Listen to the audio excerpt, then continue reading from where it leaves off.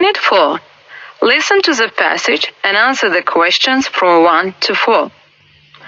Once upon a time there lived a curious young girl named Della.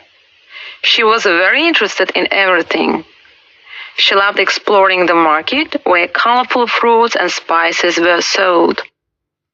One day she overheard a conversation between two merchants discussing the importance of numeratives and determiners. Della approached them and asked for an explanation.